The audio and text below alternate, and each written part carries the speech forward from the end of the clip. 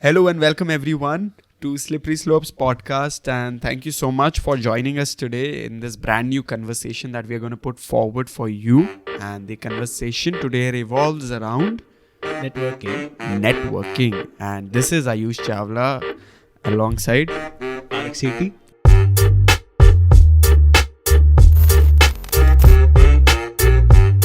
Who are you, please?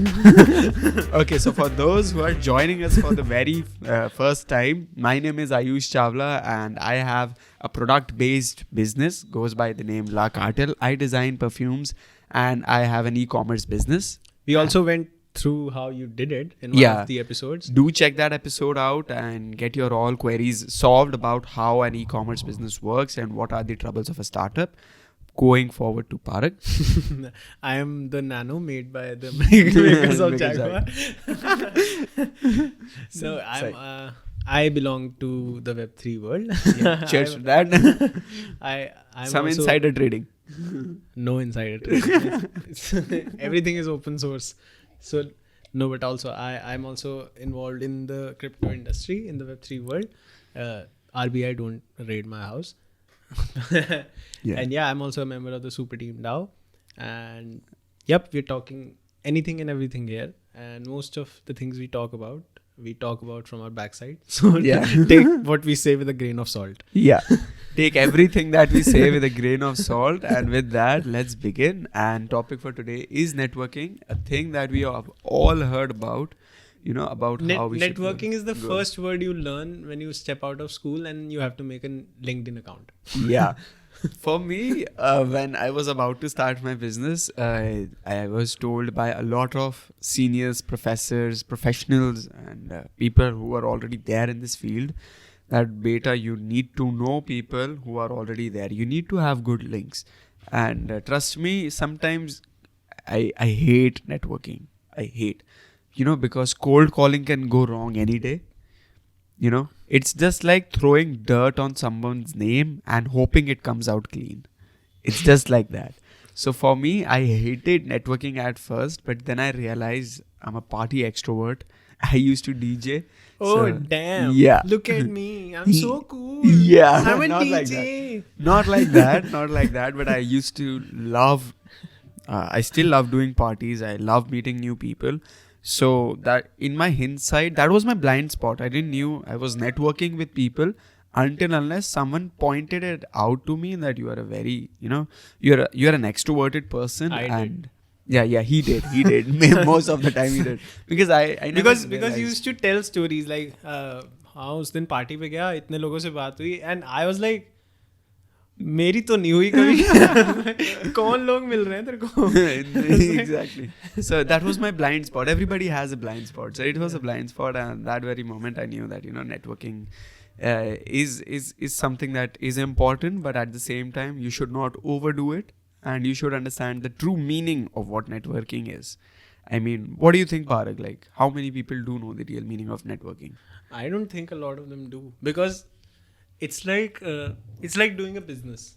Like people say I can't do a business, I can't do something, I can't start up or something. But the point is to not do it with the intention of doing a business. Exactly. Like you would know if you had started your business with the thought of okay, अब मेरे को business करना है. Yeah. I mean, there's no purpose behind it. There's no like money, पैसा होगा, and startup is very like in. Especially with Shark Tank India and Ashneer Grover के सामने जाएंगे वो तो लगा देगा भाई. Because it's so cool, everyone, especially when you step out. Like I remember my first year, so you have to make a LinkedIn account. Like you go to college and you see like you see your friend, he has like 500 plus connections, and you're like, fuck, I'm missing the bus. And everyone's like, okay, LinkedIn is something you have to do. And but you don't know what to do. And you like networking for the sake of networking. Yeah. Just because it's something you're supposed to do, like a robot, and it will never work. It will never work that way. And that is why, like when you say like you hated networking, I also was on the same boat. But what I realized is now we weren't really networking. Yeah. We were doing like a caricature of what networking is supposed to Yeah, be. yeah. Just because we were told that. For the sake of it. Yeah, just because we were told, oh, network, you have to network, you have to build your this, you have to know people. Your Or at LinkedIn least should be people on have to point. know you're there. Yeah. But that will never work out. I mean, one of my experiences with LinkedIn coming on in my life was that. So I had this person, I'm not going to take his name, person X, right? He was in my class for like 3 years in a row. I know. And okay, and so you got me. So this person X goes on about, he was in my classroom and like we were classmates for 3 years in school. Not gonna say high school anymore. मेरे school में था, ठीक है? So he was silent. Like silent kid, know, right? silent kid, never used to talk about anything. And the day I got on LinkedIn, he was writing like posts with 2,000 words, 3,000 words. I helped this guy, I helped him. And No, all, like, and, helping foreigners around yeah. the world. I was like, no, motherfucker, you were not like this. I mean, we used to have. But like you still aren't like that. Like, Yeah, I mean, if you meet that guy in person, I don't know how he is today when you talk to him. But we exchanged few texts on birthdays, on festivities. But the point is that, motherfucker, you are not like this. I mean, who are you pretending to be online when you are not? Who are you pretending? Exactly, and that is why that is like if I give you like a cricket analogy, they say if you're a good team, if you're an okay team, you will do well in T20s. But for you to be great, like a bad team cannot win a test match. Yeah. So like that's true. So like a person like that would do good enough on a platform like LinkedIn. But if that person came onto Twitter, yeah, he's suffering a lot. Then he'll get caught out very soon. Very easy. Because there's no like substance behind it. Like you see that. And I wrote this post as well on LinkedIn only. I like to rant about LinkedIn on LinkedIn. That's the perfect place to do it. Because where else would I do it? Yeah. So I was like, imagine you were talking to a human being. Would you talk like this? No way. Would you say that's a great point? No way. Nobody talks like that. Commenting like the quintessential commenting for better reach. I do that a lot. Like interested. Motherfuckers will just type interested and give their emails. Yeah. I mean, please do sell me the report or, whatever the financial sheet is, Excel sheet is. Exactly. I mean, what are you going to do with it, bro? I mean, at the first case, you never needed it. Maybe one person out of those 50 would do something with it. Might open it once. Nothing more than that. I can imagine as of now. But like, would you do that in person? Like if you're standing in front of me, would you say stuff like that? Like fully monotonic robotic text message. No feelings behind. Commenting for better reach. Yeah. That's it. Like that is the conversation. So it's like a person. You look like a psychopath. Exactly. It's like a person in a room says, ये मेरा Excel है, ये 4 stock है, ये मैंने देख लिया, देखो किसको चाहिए क्या, किसी को चाहिए क्या. Yeah, it's like, have you seen Finding Nemo? Yeah. Have you seen the pelicans when the fish comes out? Mine.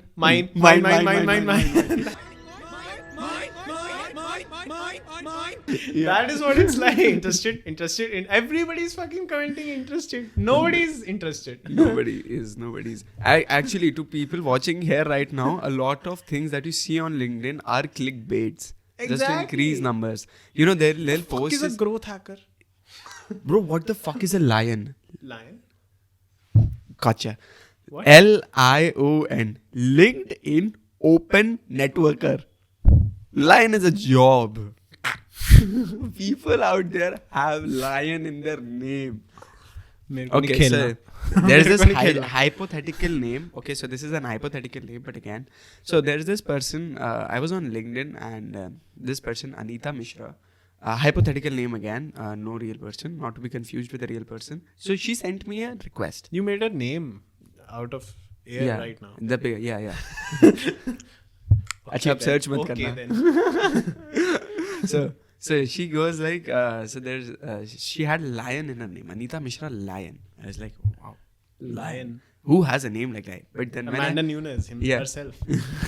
When I saw It was like L.I.O.N. And line, I mean, it does have a full form. I Google searched, then it meant LinkedIn Open Networker. And I was like, what do the motherfuckers do?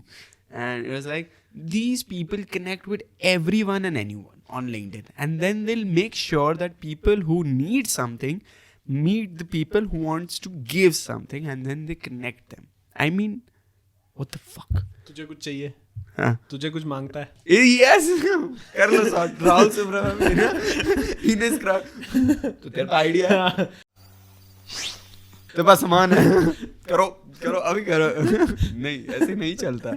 So she DM'd me on LinkedIn. She said I went through your that time we didn't have a podcast, but I had my business going on. So she's like, if you need resources or if you need, any chemical requirements you have that we can fulfill in the field of perfumes, you can go about it to me, and I will find a person who. No, I'll come up with a guy who or someone who has the right knowledge. I am typically useless. Yeah, but मैं ढूंढ देगी तेरे को और तेरे को बंदा सही बताएगा. So I was like, okay. So she was like, okay. So I was like, okay, I'll tell you. So I was like, is there any fees involved? So she was like, yeah, I'll charge a commission if you guys have any monetary transactions. Since I'm a lion. Yeah, since I'm a lion, I'll charge a commission. If you have any monetary deals, or else if there is no monetary fee deal, there's my base fee. Whichever is higher. What is the base fee? Base fee was 4,500 rupees. So I was like, yeah, okay. So she's making me meet the right person on a social media platform that is meant to do that already, but I'll pay her a fee. So I just thought, like, why should I pay her a fees when I can buy that person obscure? Nobody knows that person. Yeah, can't you find that person? Exactly. I just need to make a search on LinkedIn and just find the right names. Or I just want to, if I have a competitor, let's just say I have a competitor by the name of XYZ. I just search that organization XYZ on LinkedIn. And if I find the right people, I might DM them. Like, okay, so let's collaborate. These people take money for other people's laziness. Yeah, exactly. I mean, people are making businesses out of air. Yeah, like for a person who is not even willing to find resourceful people on LinkedIn themselves. On a resource site. LinkedIn is themselves. A resource site. Yeah. These people help them. Yeah. Because they're not fucking willing to do the work. Crazy. And that makes them a lion. Yeah. Because they're not like the herd. Because these fucking sheep are there to be eaten. Yeah, exactly. I mean, what's the point? I mean, when you are signing up for LinkedIn, the first thing that should be in your mind is that you need to network. How boring of a life do you need to have to come up with lion? I don't know. I mean, ask Anita Mishra. What the fuck? She's doing it. And after that, not just one name was there, lion, on my LinkedIn networks. I got spammed by these lions. I mean, a fucking, what do you call a group of lions? They fucking attacked me. I don't know. I mean, can we do a quick search about it? What do we call? A group of lions. A group of lions. Is called LinkedIn. A group. For people watching, it's a very weird name. Pride, of course. Pride. Yeah, I didn't know a pride of lion. I feel ashamed about myself. I need a lion. Yeah. I need a lion. I should get a lion for myself. So I'm worthless. I swallowed my pride for a pride to attack me. Yeah. Somewhat like that. But fucking crazy people out there making. I mean, this is the first time I've heard of this. Go about it. I mean, lion. Search a lion. If you have your LinkedIn logged in right now, you can search it. But like, lion on to LinkedIn. think about it, people are lazy. So people will take advantage of you if you're not willing to do the work yourself, right? Yeah, exactly. That's the point. And when we talk about networking, it's just not writing a post with 2,000 words, 3,000 words. Did you find lions? No. There are a whole bunch of them. But lion is apparently a job. So it might be that. I wrote lion and LinkedIn asked me whether you want to search in jobs. Oh so my apparently God. lion. Keep it like L.I. Yeah, noisy lion. O.N. That's a company. But keep it L.O.I. Yeah, this is ridiculous. This I is don't fucking do this anymore. Also for people writing Yup. Yes. There are a lot of lions. We got a pride here. So there are a lot of lions. They'll be having There are a lot of lions here. Oh my god. Good, right? The list goes on and on. Humans will have flying cars by 2021. No, People we in have 90 lions on LinkedIn. Look at my LinkedIn. I'm a lion. So people are taking the wrong meaning out of networking. And that's the point here right now. I mean, networking is just not... Imagine if you It's wrote just not lion that. in your Twitter bio. I mean... Twitter will have a field day. They will be like, oh, this is meme material. Idhar aa. Idhar aa, bad idhar. इधर आ तेरा meme बनाएंगे. This is ridiculous. It is. And when we talk about networking, people just think that, we just connect two dots and we stretch a line and that's a network. I mean, that's not how network works. Network needs to have basic fundamentals of emotion. It's like, and I've Know also how. heard, like, I also felt the same sentiment. I've heard, like, people younger than me talk. I'm 20 years old. So, so like, my juniors also, like, oh, that guy didn't reply to me. That guy doesn't message back. Ghosted. That guy ghosted me. But the point is, like, what did you offer to him? Why would you reply to you? Golden words people right What the here from Paarug City on Slippery Slopes podcast. Like- Golden words. Like, why would you, if someone messages me at this point Yeah. and they're asking for my time for nothing in return, why would I give my time to you? Like, I'm Exactly. not some big shot. I'm not some top shot. But at least my time is valuable to, at least to me. Yeah. It's not like something, I have a big ego or something. Yeah. It's just that तुझे चाहिए But the क्या? same way that you shouldn't spend your time on Instagram Yeah. for 2 hours a day, Yeah. you shouldn't waste on like random people for 2 hours a day as well. Exactly. So no one will do that. Why do you expect others to do it for you? Nobody looks at the broader picture. That is that what else do you have? Like, what do you have to offer? When you network with someone, you need to have something on table, right? In a broader term. Exactly. And you don't have nothing. And presumably the person you want the time of, or you want like consultant, you want to ask a question, or you Yeah. want to like connect with them, like have a status, even if it's for status, like this person knows me, Yeah. and that makes me happy. Yeah. You know, presumably that person is in a better position professionally than you, Yeah. as well as financially, as well as like mentally. You can't be sure, Yeah. but since they are above in the hierarchy, Hmm. you have to give first. Like That's how things work. Gary Vee's book's name was Jab Jab Jab Right Hook. Right. So the point is to hit a jab, then hit a jab again, then hit a jab. So give, and then ask what do you want, like what do you want, not Yeah. like expect. Exactly. He makes this point again and again. People came up like so apparently trolling Gary Vee is cool. Yeah. A lot of people do that. Yeah, I mean, Gary apparently Vee- going after Gary Vee is the cool thing. Right. Because he fucking puts it out there as it is, and Yeah. people don't like it. He's like the Ashneer of social media. But no, I haven't ever heard Gary Vee talk something out of his backside. Like he doesn't bullshit. Yeah, he I've never doesn't. seen him do that. He doesn't. He has a Like- quality. He offers a lot. She straight up says like if you want to be something, like if you want to do, you have to work hard. Exactly. And people made him like the face of hustle culture and Yeah, this and yeah. that. Apparently trolling him is cool now. So, but like, and people asked him like, jab right hook. It was his book name. So that was from the perspective of a marketer. Like if you want to start up, you need to give people. You need to give, and then take. Right. And not even take, ask Exactly. without expecting. You can't expect someone to even do that. Like if you offer your services to someone, if you offer your time to someone, if you offer like this is what I can do for you, then also you're in no position to expect a reply. Right. Right? It's that person's jurisdiction whether he wants to reply or not. Or not. Exactly. For a person to network at first needs to understand this very important thing that if I am making a cold call out of nothing, out of thin air, that I mark my words, as I said in the very beginning of this episode, that I hate cold calling. Anything can go wrong with cold calling, and a person that might be a potential, match for me, I might lose that thing. So when we cold call, I don't think anything- I've ever cold called. No, I have cold called. I'm like too I have much of cold an calling. introvert. I'm doing an e-com No, I business. have, I'm sure. I'm doing an e-com business, so I need to do a lot of cold calls. I'll write out of thin air. I mean, I do a Google search and I just call. Hi, like this is my product, this is my offering, and we have this production capacity, or we have this special thing about, my perfumes or anything. So would you be interested listing it on your platform, or a collaborative that I make perfumes for you and we do a brand collaboration?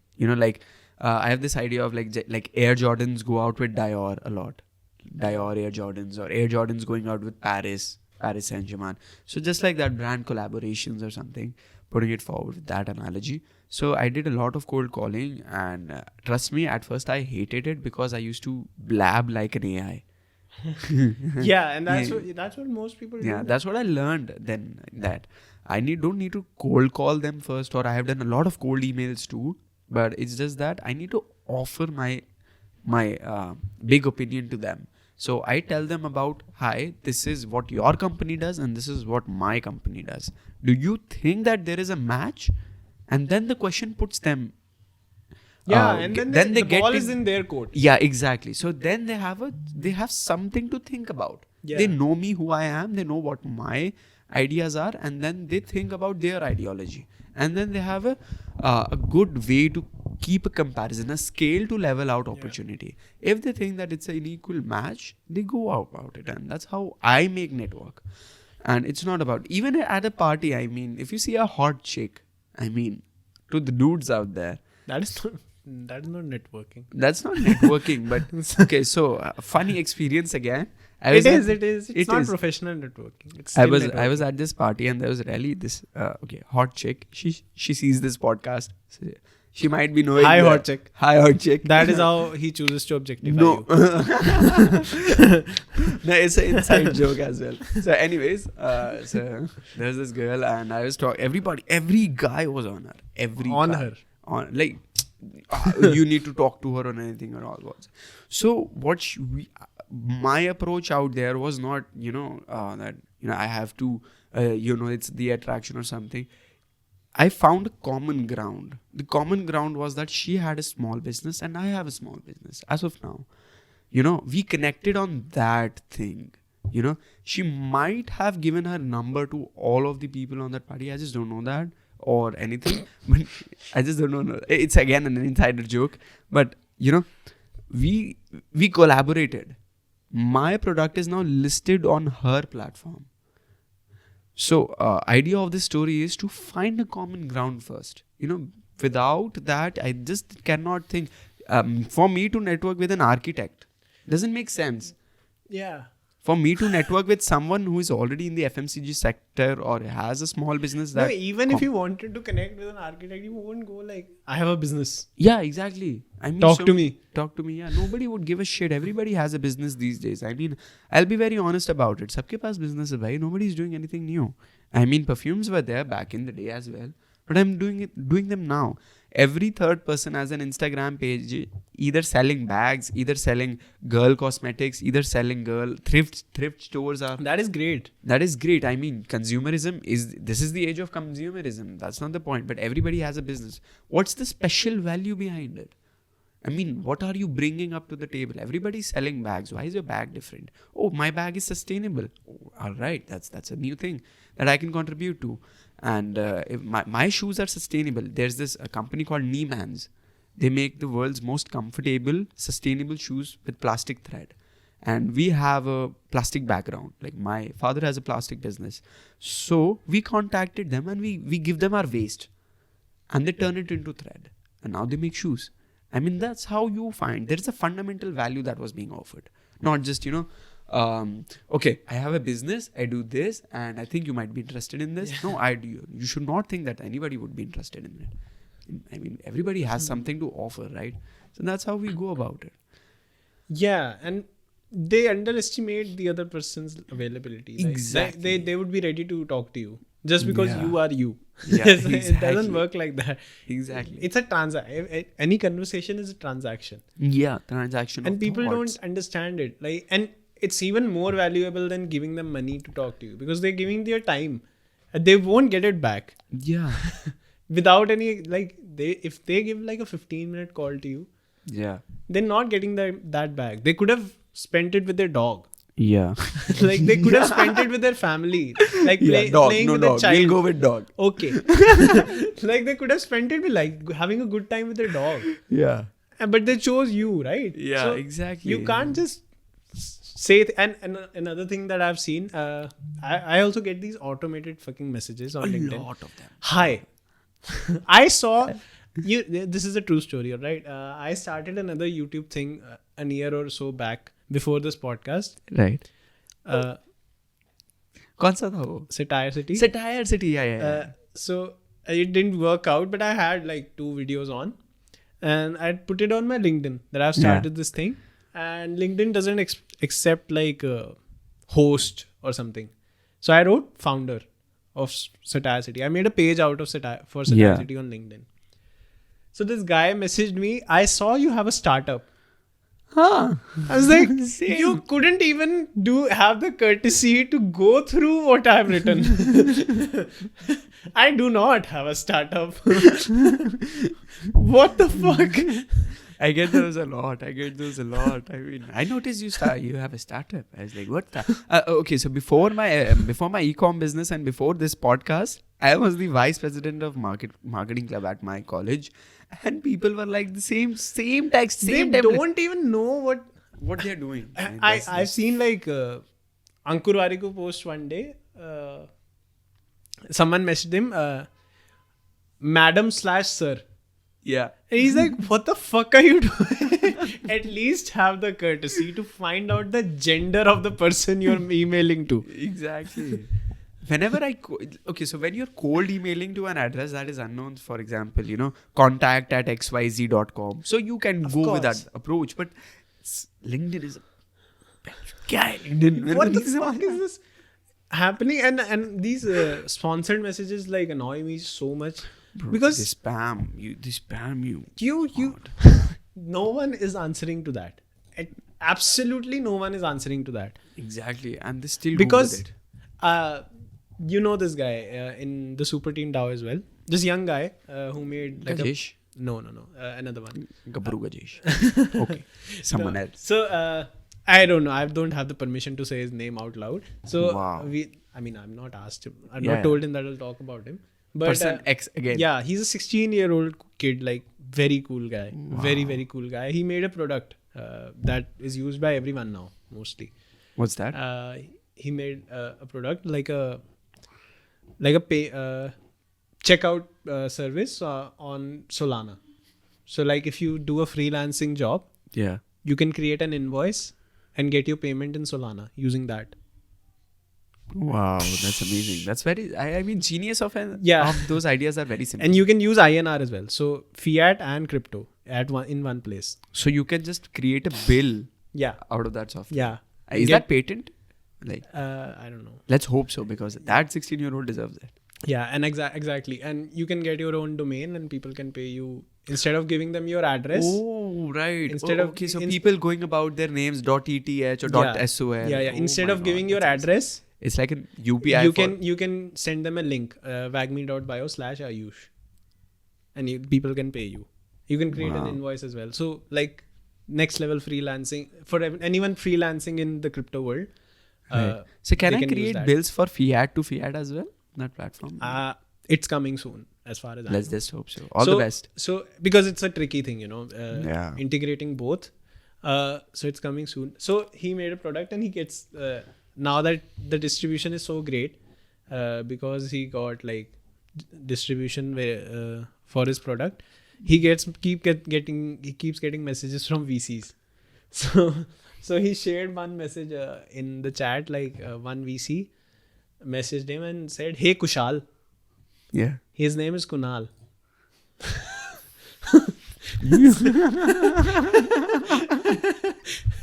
Okay, so I'm laughing at two things here. First, you took the name. That you said you want Gyaan.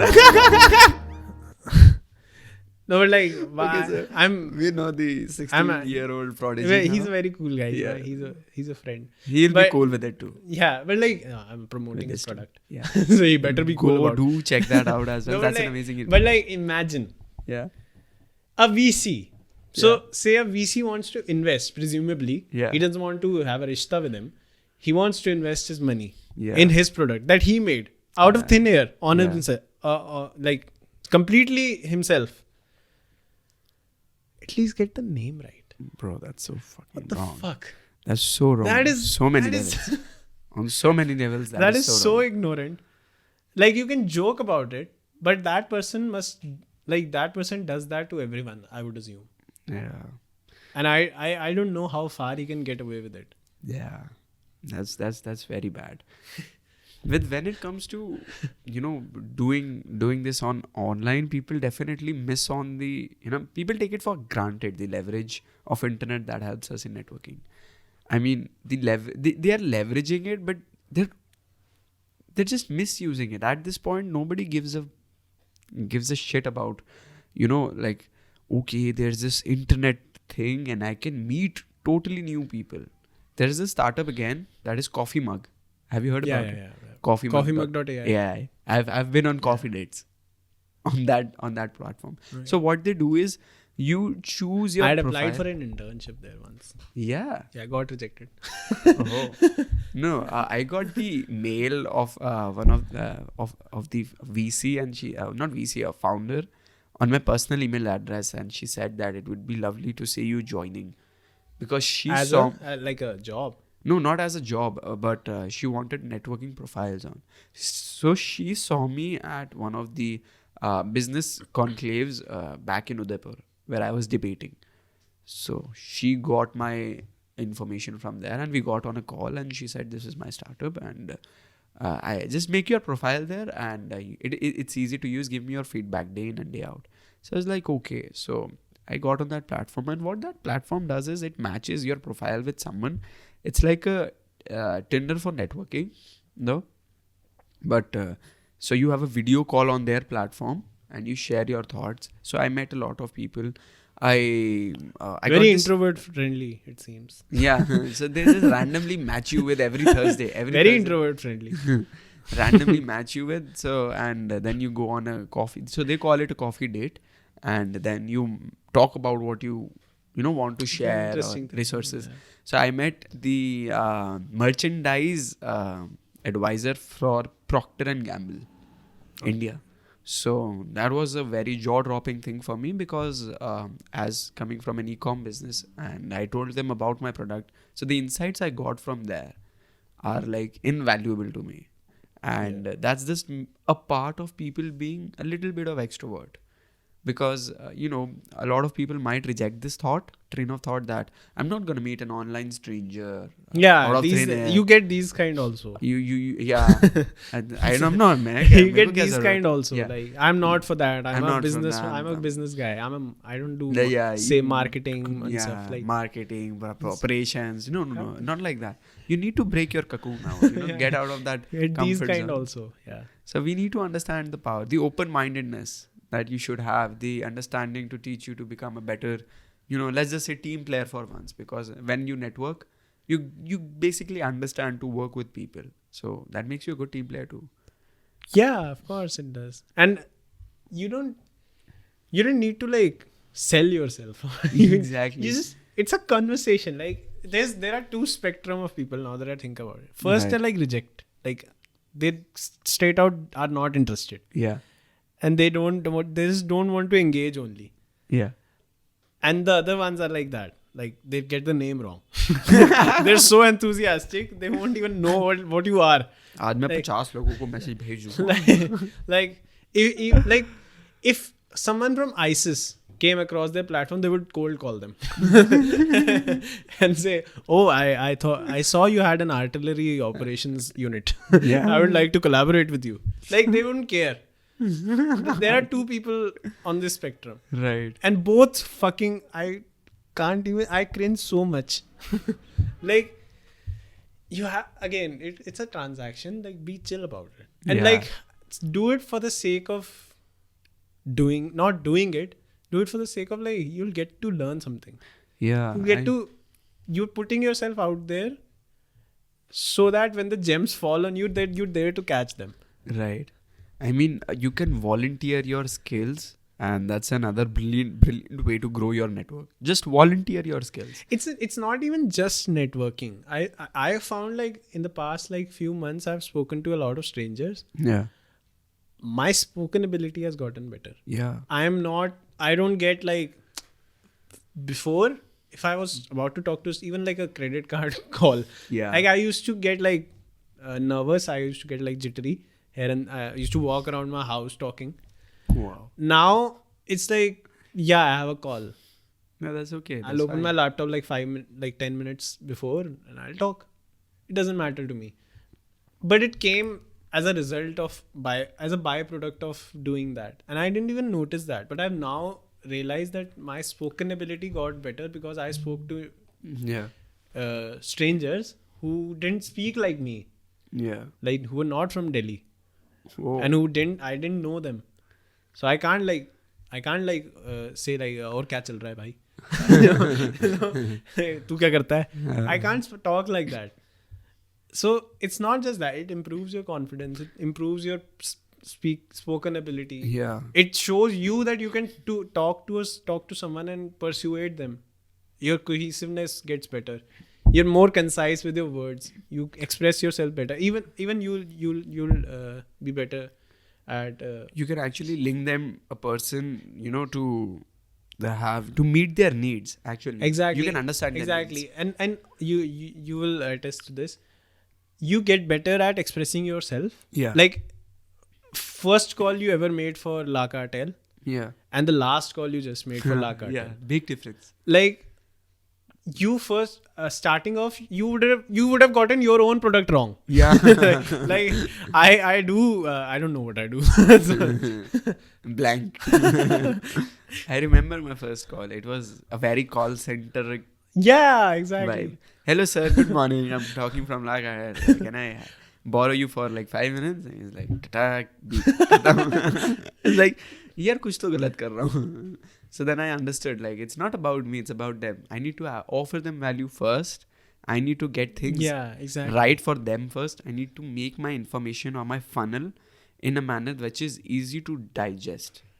Yeah, and yeah, go on. Yeah, so it's like I cannot. It's not limited to formal events or specific circumstances, but rather can take place anywhere. So I need to start with, hi, am I talking? First I take the name, and then it goes like that. I think that I know that you have this company and I have this company, and together we can solve this solution.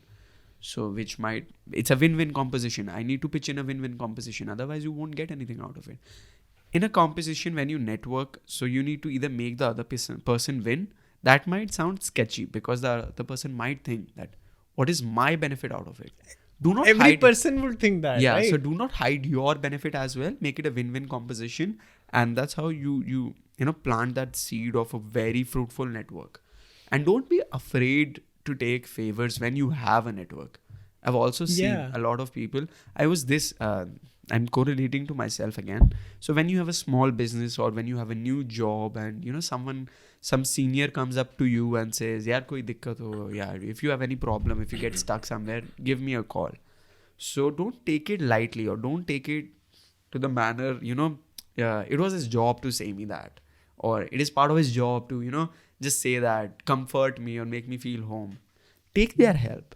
I mean, it will not annoy them first because they're saying it to you on your face. Second, when you communicate with them, you become a better off friends with them. Exactly. I was thinking the same line of thought. Right. So you become good friends, and when you become friends, then you casually take favors with each other. And when you become friends, you understand each other's problems on a very personal level, or on a very level that you couldn't do. If you would have followed the hierarchy chain or formalized way of communication, then you get informal, then you can share your thoughts or your beliefs, your ideology, and they might add theirs, and it might expand your vision towards what you want to take or what you don't want to take. So it's just that it can happen anywhere, it can happen anytime, on a football pitch or at a party, or you just need to be open, put your guards down for a minute. And just explore the world, and just let people touch you with their thoughts or touch you with their, not literally.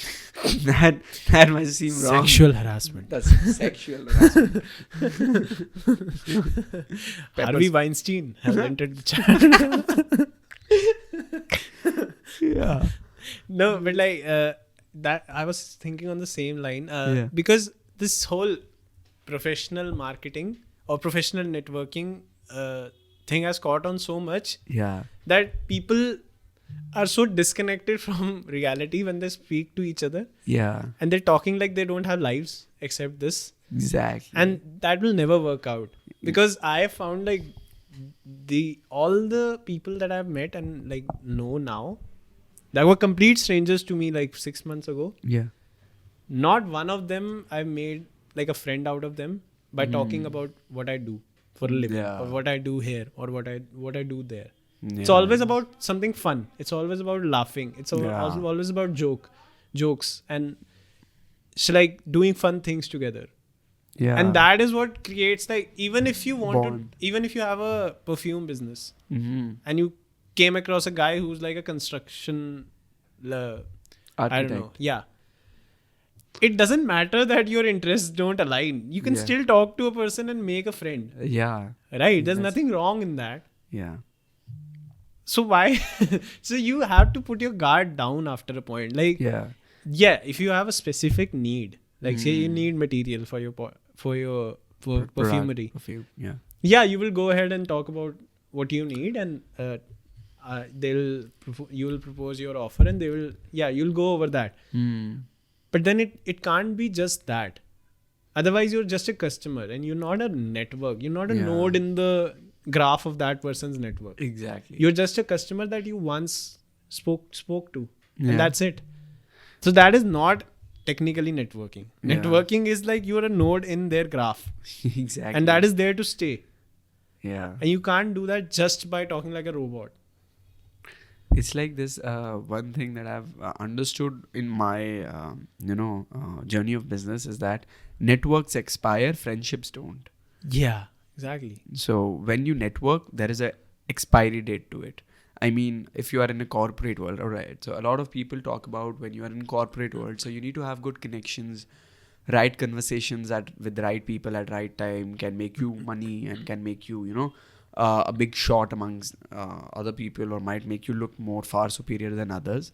But I believe getting a friend out of that very person or being more personalized or tailor yourself accordingly to that person, understanding his needs, his or her needs, wants, or whatever the offering is, casually say no, casually say yes, or casually offer what's better for them.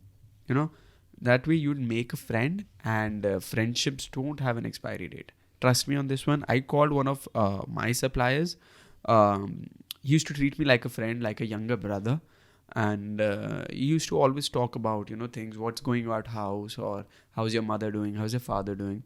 And whenever we call each other, it's not always for business. Sometimes it's like, oh, you want to grab a drink or something, or you want to go out for tea, or I was around your area, I'm here for like an hour, so if you could spare 15 minutes, and vice versa. So it's just not that he's my supplier anymore. It's like I have that bond with him now that he definitely, we cherish. We have a good time. And there was a common ground with us.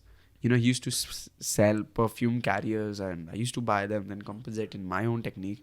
He then casually helped me a lot with, fast tracking a lot of things, fast tracking product development, fast tracking my reputation amongst other people. And that made me realize that, he's my good friend. I mean, he's doing it for nothing. Like, it's just that there's this element of friendship, fundamental value of emotion.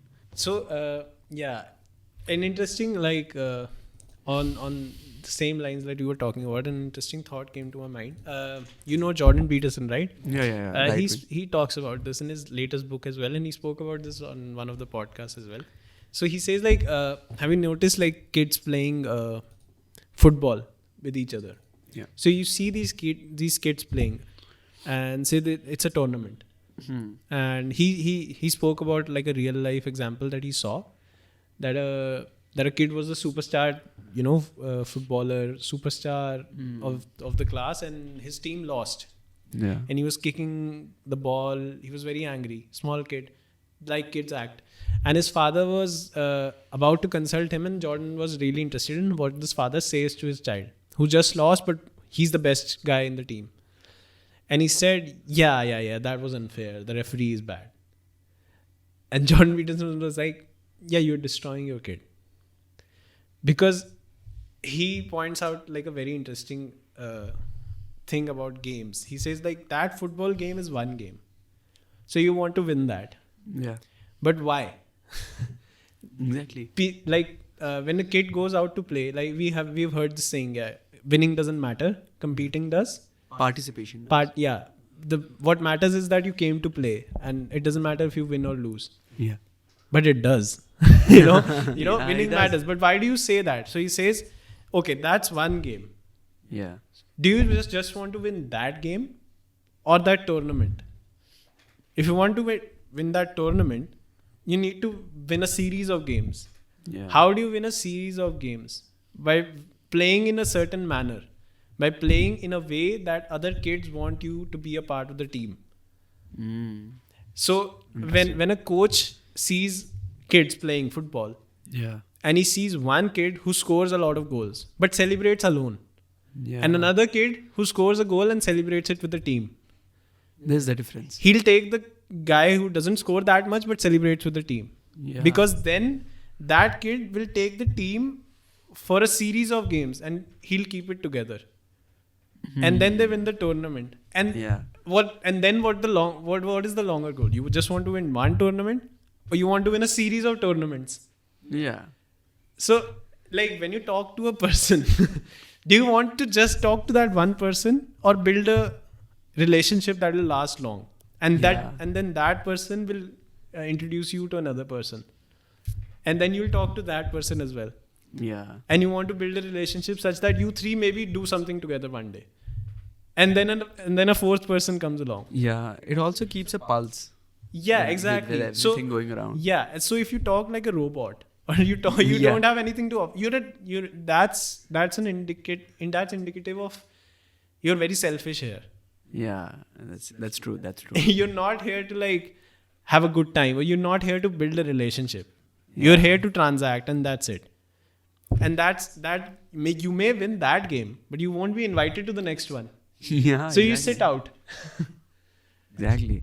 That's a very great analogy. I mean, when we talk about team working, as I also said earlier, that networking also helps you gain, access to mentors, partners, teammates, clients, customers, and these are the resources that will, foster your development as an individual as well. I mean, in the end, we all want to see ourselves grow, right?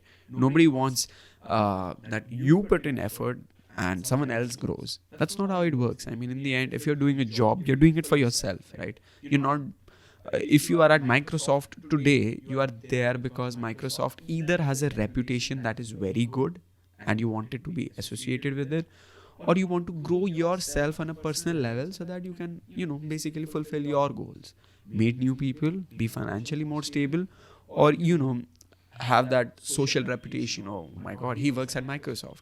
But when you talk about networking, you are working for yourself. If you want to make friends, you're making them for yourself.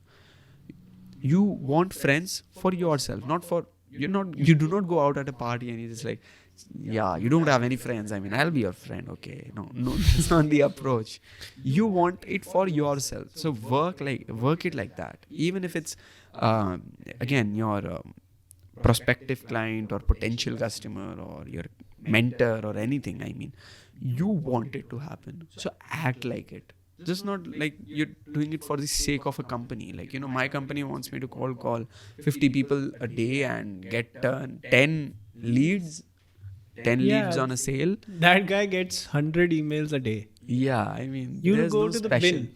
Exactly. Congratulations. You are on the spam folder again. Would you like an award for that? I mean, there's no award for that, stupid. And that's the thing that you should not achieve at any point of your career. But again, treat humans like humans. And they'll respond like humans. I mean, primitive, if you take a primitive example, we have a very good history of, what do we say that? Double coils. What trade was that again? Barter system. Yeah, barter system. So we have this history of barter system that I offer you, Paarug, a sack of grain and you offer me a sack of rice.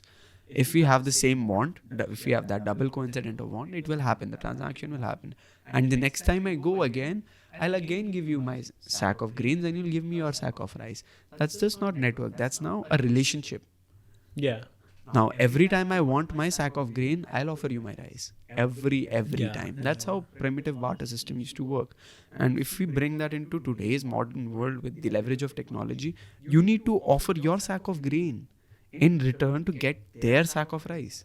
Yeah, and if you share a drink in between exchanging your sack of grain and sack of rice, say one day you don't have a sack of grain to give, that person will still give you your sack of rice because the trust is formed. Exactly. There is this trust.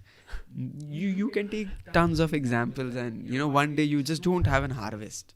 You're just out of it. So you have people who'll help you. Yeah, who'll help you, who'll foster your need, because it's just not network. It's a fundamental value of emotional beyond that network. Be broader with your approach. Dosti banao pehle. Yeah, and make friends first. I was thinking about this as well. I had another post out. It's very difficult to express how valuable a conversation was. Like, when you see the inherent problem here is you can't quantitatively calculate how valuable this conversation was. Yes, the only way to value someone's network is to look at the number of connections they have. Yeah.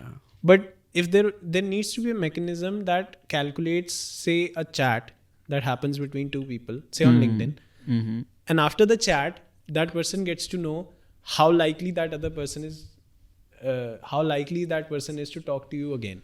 Yeah. Based on how the conversation was, how fluid it was, how fluent it was, how friendly it was, and how productive it was. Yeah. So that way, a lot of people will get found out because most of those conversations are very robotic and they're not conducive to an actual connection. Word. So the inherent problem here is that there's no way to calculate that. Vibes can't be calculated. Yeah, vibes. Yeah, they can't. I mean, vibes do also lie a lot of times. A recent accident I had with vibes was, when you start. But vibes are important. Yeah, they are important too. They're important. I mean, they build your trust, but you just don't go on trusting everybody. I mean, in the previous episode where I tell about my startup, I got conned, right? I very vividly explained there that how I got conned and how it goes about. Do check that episode out.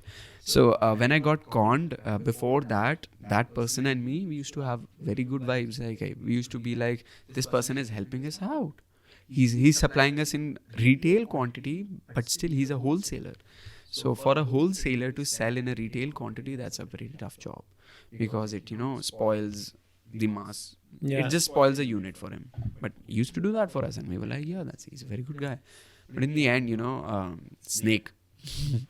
When getting conned is every day that we get, but we don't realize it. We realize it much, much, much later that we were getting conned by this, or we were, Yeah, but that person has been in that position to con you. He has developed his repo over time. So now he's in such a place that if a person comes to him, he can recognize if that person is a newbie, that person is an intermediate in the business, or he's like an expert. And he can't do shit with him. Yeah. So he realized that you are a newbie. By the way you spoke, I'm sure. Yeah. Just by that. Or just by you spoke, or just by your look. Just the way I showed up. Yeah. And that person but you won't deal with him again, right? Yeah, exactly. And if someone asks you about that, if they can deal with that guy, you would say no. Yeah, of course. So, I mean, what is success then? It's not he got a good deal for... Again, he won a few games, but then he's not invited to the next slot. Yeah, exactly. I mean, if you go to any person that wholesales, right, that sends that sells you a ton of quantity at once. But instead, he says that I'll ruin one of my batches. I'll take out a scoop of ingredient and I'll give it to you. That is Now too that good batch to be is true. ruined. Exactly. That was But I will charge a special price for it because nobody would buy that batch, or if anybody would buy that, he would probably complain that we have this unit less amount of resource. So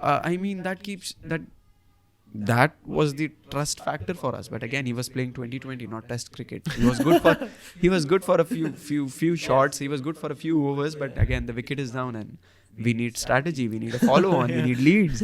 So that's not working, and that's not how you never take cricket analogies again. Okay. So I'm not a cricket guy, but I hope I've said the two things. I mean, my guy right here told me they have mini battles, those mini battles. Exactly. So those mini battles, they all call. And networking is something that goes on lifelong. Right? It's a lifelong evolution of growth. It's a lifelong evolution of... It's just that you are just inviting people throughout your life to your funeral to show up. Yeah. And then there's another aspect to it, which is... what is your view on the quintessential fake it till you make it? Okay, so I have two opinions on it, and this might sound a bit revolting, my first opinion, but fake it till you make it is a way of manifesting things, I believe. I mean, if you fake a rich lifestyle, in other senses, you are manifesting it. I mean, Drake used to rent a car. Drake used to rent a Rolls Royce all the time. He didn't have a Rolls Royce back then, but he used to rent it out and he used to ride it around his neighborhood. He used to shoot videos with it. That's like manifesting. Now he has like 3 Rolls Royce or 4 Rolls Royce. Nobody gives a shit. He's Drake. He buys a O2 arena for a dinner. So that's Drake for you. That's one way. No, he did actually. He did rented a stadium for a night to just have a dinner with his family in privacy. So that's Drake for you all. But again, seems very private. A stadium. A stadium again. So whenever we talk about these things, fake it till you make it. At once we can say that you are manifesting things. You are manifesting something that is out of your reach, but you want it to happen. So you are taking cars on rent, or you are overspending so that you over earn too. I mean, when you grow your expenses, you have other reasons to earn more too. And my second opinion to it is that it makes you feel guilty too. Because you have something, you're showing off something that is not within your reach or not within your, let's just say, capacity of resources, or in your capacity to, actually acquire it. So you are just faking it to sell yourself, and that's wrong. I mean, that makes you a wannabe. Nobody wants to be a wannabe. I mean, that makes you a hollow person. That gets you into guilt. That makes you feel guilty. So there are two approaches to it. Some people are like straight up shameless about it. Yeah. Who are you talking about? I've seen people on LinkedIn. LinkedIn again? I don't like I like the idea. Yeah. But people, I just don't get the point. I especially since I've been active on Twitter and I see the contrast between the two. Yeah. Because you can't lie on Twitter, right? Yeah, you can't get a fake certificate and show it on your profile that you are this person, or you yada yada yada. And you can't do that. On Twitter, you have to give value. You have to comment something valuable. You have to add to the conversation. Yeah. You have to be something. You have to do something productive so people interact with you. Because I've seen people on Twitter as well try it out. Try the LinkedIn way. It doesn't work. Fuck, man. It doesn't work. Because even if you tweet something that you don't like, if you tweet like a random Gyaan on Twitter, it won't do well. Because you can make out from the style of writing that this person is not being authentic right now. Yeah. On LinkedIn, since everyone is doing it, it just feels who gives like, a fuck? Who gives a fuck? Who gives a fuck? Another post. Great post, comment. Like, yeah. Everyone is commenting, oh, what a read. Oh, what a great post. Oh, everyone is impressed. Like LinkedIn is the next Facebook. I mean, that's not true. No, not at all. Facebook was about family. Facebook was about... Facebook was about like, I'm enjoying here with my friends. It was positive. Yeah. to say the least. It's like fake it till you make it. Like it might work for some, but for how long? Yeah, that's true. I mean, not just it's just not like that. You're just manifesting the shit out of the. Yeah, if you not rent get a that. Rolls Royce, what does that say about yourself? It says basically that you want it, no matter what. No, it says that your brain is processing more data on how to live that Rolls Royce life instead of how to do things that will Get you the in a Rolls-Royce. position that To you can buy that Rolls Royce. Yeah.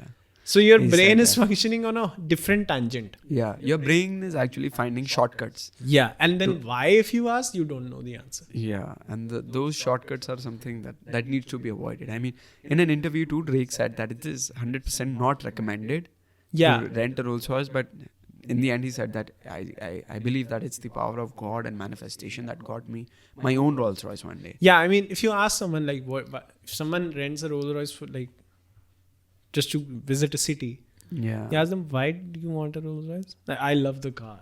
Yeah. Why do you love custom made roof of a car? Stitched by Stitched- hand stitched by Italian I virgins. don't know. And like, so what's the point here? It's showing off. Yeah. It's showbiz. Look, Yeah. It's like that. it's a Rolls Royce. It doesn't matter if it's mine or not. You know? Yeah. We're not talking about that. It's Exactly. a Rolls Royce to say the least. Exactly. Exactly. That's like flexing something that is not yet in your reach or in your capacity, of course. It's the right click save your NFT. Oh my god. It's putting it's that. It is like that. Also, with networking involved, we should also talk about expertise that we get when we are in touch with people from different fields. I mean, what was it for you like, when you were first into the Web3 space and, you did make friends, right? Now you must be like, having I'm friends. not like a super networking god, but like the point here is like I have some positive of number of friends that I didn't Yeah. have like a few months ago. Yeah. And How is it like? Like, what was the first interaction and how is it now today going? It's a friendly interaction. That's how the relation is made. Like, Yeah. I've never spoken to. This is another thing that I realized that when I spoke to people that I was scared to talk to. There are some guys like who are like, you judge each other, right? Yeah, You see people, you definitely, judge each other, definitely. you see where they're at, you see whether you are on top, or like where do you stand in the hierarchy. Definitely. So you see people like who are on the top, and Yeah. you get a chance to talk to them, and then you realize how chill they are. And you were just Exactly. you were imagining things on your own in your own head, and you were pacing across the room and you're talking to yourself how you will be in front of them, Yeah. and they show up to the call and they're like, "Hey, buddy," and you're like, "What? Buddy. Me? मैं? मेरे से?" And they're super chill about it. But that is why they're in that position. Yeah. And that is what out of talking to people who are above me, brilliant people, like brilliant guys. Yeah. And I've learned so much from these guys. Even young people younger than me and people up the hierarchy. Yeah. I learned that it's okay. It's okay. Just calm down. Yeah. We can have a good time. Yeah. It's something productive because Yeah. we'll form a relationship and then we can go forward. We can work on things, collaborate together. Yeah. But the first thing to establish is to have a relationship where you can express yourself and I can express myself. Yeah. And they're super chill about it. I've seen like some people. We are city bred, right? We have been on stage. We have spoken in front of a crowd. We have always. done that through our school years. So I would say we are more confident by nature than a lot of people who didn't get those opportunities. Mm-hmm. So I've seen like people like huffing and puffing and sweating and they're nervous in their voice. And Seen that a lot. and I've seen those guys like go chill, bro, chill. Like Yeah. you don't need to like stress out so much. Yeah. Chill. We're just talking. Chill. And that 2 minutes of appreciation of This is not an interview. This is just a conversation. Relax. We're humans. Yeah, We're exactly. humans. Treat humans This like is a humans. society. Talk normally. Yeah. That helped that person. And I've Yeah, seen this a lot of times. Exactly. I mean, a friend, of course, helps a lot of things. Yeah, exactly. And I've seen people talk to me as well sometimes. Not a lot. But like and they think like I am something and I'm not. And they talk to me like if I sense that they're nervous, if I sense that they're not comfortable. Yeah. So I go like, bro, calm down. Yeah, it's okay. It's okay. Calm down. I'm only human. That's amazing. With that, I mean, I also want to highlight that we should always network. I mean, the meaning of this podcast is not just to talk about bad things and good things, but in the end, we also want people to network. You should network. Now, what's over networking and what's under networking can be put in this manner is that when we talk about career progression, or when we talk about career progression, of course you want promotions, or you want to be visible. Networking is a thing you should be have your tips on always. Just do not avoid it. It will come to you naturally. A lot of times it comes you naturally. Again, it can happen anytime, at parties, at corporate meetings, at cafeterias, or at school, at colleges. I mean, 90% of the people do join their postgraduate programs, I mean, including me, to form a network, to form friends that come from same desires. All MBA programs are networking tools. Yeah, exactly. I mean, you don't learn I shit chose my university on the basis of networking. I mean, it was long shot, but again, I chose my university on basis of that, and that was my aim, to get people from same foundation, to get people to have a same common ground with them. So we should not discount on the importance of networking. We should always be there, because out of sight is always out of mind. That's a very big thing you should understand, because when you are in an organization and you just don't talk, you only have 2 friends and you just keep talking to them, you'll be out of sight, and in no time you'll be out of mind. No promotions for you, no progression for you, no special accreditation to you, or no special congratulations, importance, happy birthdays to you. You'll be just like the another guy. We have a lot of people in schools like that. I mean, people who only stick to 2 friends, and they're like, that's it. That's enough socializing for me. I mean, Paarug can relate that to a whole new level, ladies and gentlemen. And that I was never that kid, but like, this is an insider joke. Yeah, but I mean, that's not the way. You should be in good terms with everyone. I mean, when I was ending my schooling, I did not have good terms with everyone. I mean, we were organizing parties and things, so everything was not on good terms with everyone. Yeah. So we had clash of conflicts, but again, just for the sake of having good terms with everyone, I did compromise on a lot of things, But in the end, I am on good terms with everyone. Like and there's a precursor to that as well. You need to have a network, but you need to first become someone of value. Exactly. So I have a Nawal tweet open in front of me, because I didn't want to misquote him again. Okay. So he tweeted, networking is overrated. Become first and foremost a person of value, and the network will be available whenever you need it. Exactly. That's so exactly true. The point. And that's so true. No one in my class, in my college, is doing that. No one. Nobody knows that. Because, yeah, exactly. They don't, because have you seen someone on the street like painting a mural? Or an artist doing his thing? Yeah, like not much, but yeah, but like, can you imagine like someone playing a guitar? Yeah. In the street, he's brilliant.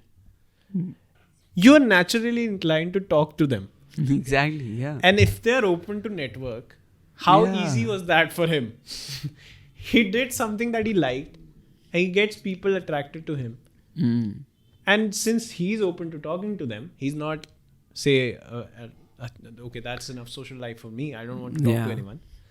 He'll open his network he'll open himself to people, and people will come to that. So if you're someone who can't do anything, you can't provide value in terms of, say, writing, or this is only professional networking I'm talking about. Yeah. If you can't write, if you can't make a pitch, if you can't do Soft copywriting, if you don't have, soft skills are a part of it, but like Yeah. core skill, what is your core skill? If you can't design, if you can't do coding, so the focus should be on that. And colleges don't teach that, and that is my problem with it. You know, I think Paul Graham tweeted this as well. Since entrepreneurship is so out there, entrepreneurship is the famous fad, or not fad. Entrepreneurship has always been there. Entrepreneurship is the new cool thing. It's the new engineering. Colleges have started teaching entrepreneurship. Exactly. Which is not the point.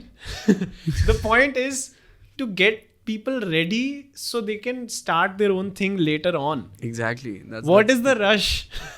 First, you need to, if you know coding, you can start something on your own tomorrow. You can make a landing page. If you know design, you can make a mock-up.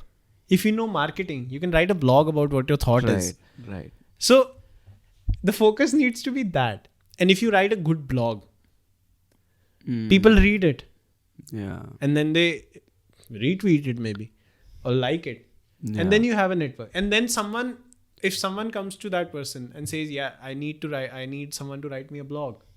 Yeah. Or I need help with this topic I'm working on. You can be of value. That person knows that this guy wrote a brilliant blog I wrote. Yeah. So they'll do, तेरे को लिखने का है? तू लिखता है? कर लो. Exactly. That's how it should work. I mean, when you are of your value. Yeah, and that is, I didn't do anything in that. I expressed my, the skill I have. I wrote something up. Yeah. I put it out there. Yeah. And then the networking worked for me. That's amazing. With that, when we were talking about, when you were talking about an artist painting a mural or, doing something of value, I just got a thought that it might also make opportunities available to you that are not publicized. Yeah. I mean, that guitar guy must be having a band looking for a drummer. And I mean, you have a hobby of playing drums and that's why you went to that guitar guy. And tada. The Twitter guy is posting a video of him playing a guitar. The LinkedIn guy is writing about why guitar playing is cool. Yeah, exactly. What do you think will work? Yeah, exactly. A guy playing the guitar, of course. That might open an opportunity that is not publicized. That is, not out in the books yet. So, I mean, if you go to a guy that is doing something of value and you just appreciate their work and they look at you back and they feel like, okay, so this guy has this background, maybe I can use it, or maybe it can enhance my skill, or it can, open up doors for me in opportunity in this particular space. I mean, once you have discovered your networking style, like what you go about, and, you should not go for one size fits all, then I mean, your thing and you are out there, considering yourself to be a one-to-one on coffee or attend more intimate events or, just approach randomly. And those skills, they attract. Help you in the conversation as well. Exactly. Common ground. Exactly. They keep a common ground. If you want to do a startup, you're a coder. Yeah. You don't fucking know anything about marketing. Exactly. How will you talk to the marketer? Exactly. Or say if you're a writer and you don't know shit about coding, how will you know that person is a good coder or not? Exactly. You need to have your core skill, and then you need to have at least the basic information about other skills as well. Exactly. And that makes you, like, Elon is the great example here. I've seen his employee from SpaceX talk about him. Yeah. And even Lex Fridman spoke about him. He says that guy goes to his SpaceX engineers and talks about rocket engineering. Yeah. And then he goes to Tesla and talks about car batteries. Wow. And then he goes to Starlink. And then he talks about Wi-Fi bandwidth. Wow. And then he goes to Neuralink and talks about microprocessors. And chips. Yeah. And amazing. He's like, he speaks to each one of them, experts in their fields, and he speaks to them at the same level. That's amazing. I mean, that's amazing. That is why he's not Jeff Bezos. That is why he's Elon Musk. Yeah. And that sets him apart, right? That is why he can have 4 lines of different businesses working at a global scale. simultaneously. If he didn't know jack shit about one of them, Yeah, that will go to shit very soon. exactly. I mean, when we talk about, knowing your craft, publicizing it well, that's, I guess, key to brilliant networking. And when we talk about, when you talked about Elon talking to a microchip expert and talking about car batteries or talking about rocket science, so that's what makes it worthwhile. That skill is the magnet that makes it worthwhile. Talking to Elon, that's why he has a great network. It makes it worth it. If you get a chance to talk to, let's just say any politician, you won't be that much benefited from it when you get a chance to meet an average guy in a field that you want to enter. So the value of talk between those two is for you to keep up with. I mean, you don't want to talk with someone that is totally out of your field and you just want to, talk and again, one size fits all approach. Hey, I am this, I am that. I just saw that you have a startup and you need funding or you need marketing. I mean, no, marketing is not my problem. First, understand my problem. My problem is logistics. Do you have logistics? No, we can fund you. No, I don't want funds. I want logistics. I want a truck to go from point A to point B. I have money, but nobody's ready to do it. I mean, do you have? No, we have money. We have money. No, that's not how. 99% of VCs are just like this. We don't have resources. We have money.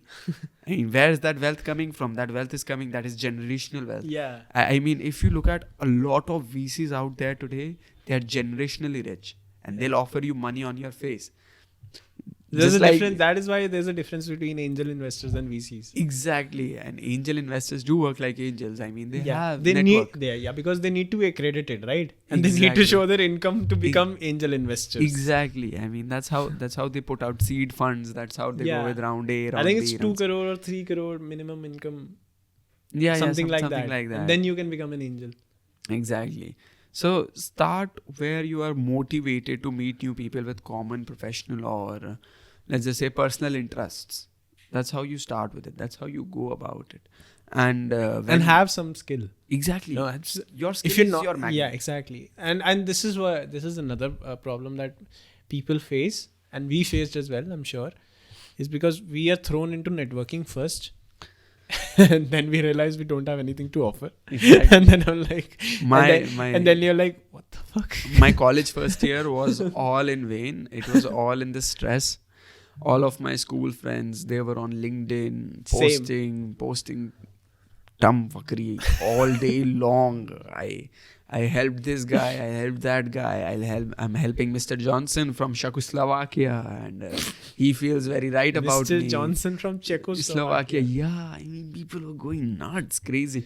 I have 500 plus connections. Dear connections, I would like to I hate this. Dear connections. Dear connections, I mean, are we all robots already? Do you talk like that? No. Have you ever, has any human ever said those two words together? Dear connections. In real life. In a room full of people. Dear connections. Ever.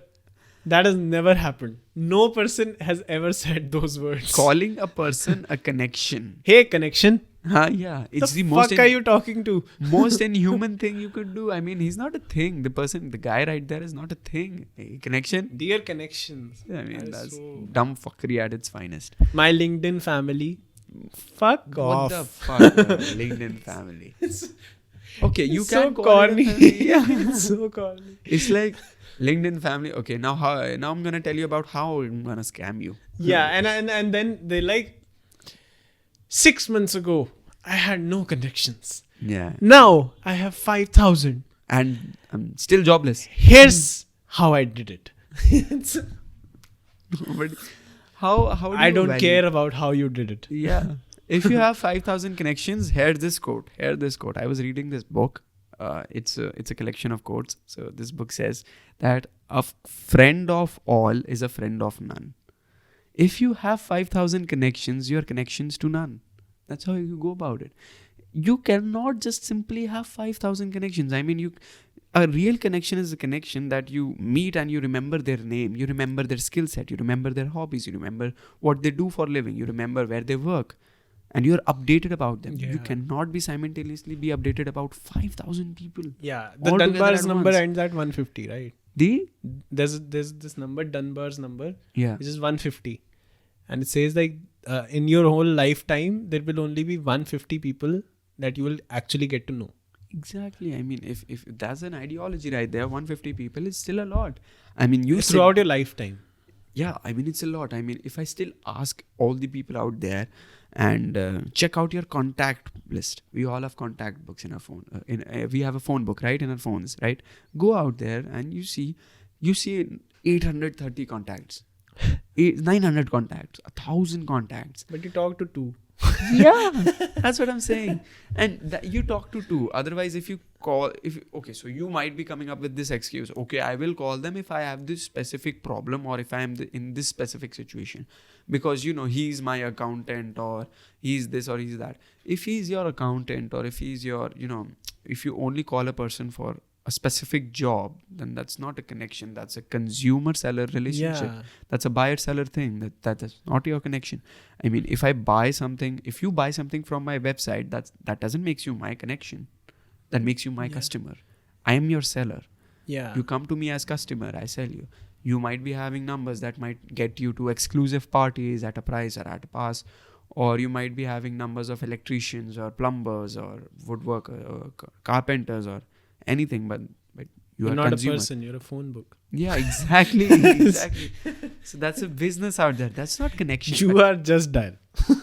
A connection would be there. You call them up and you say, bro, I have this problem, or sis, I got this.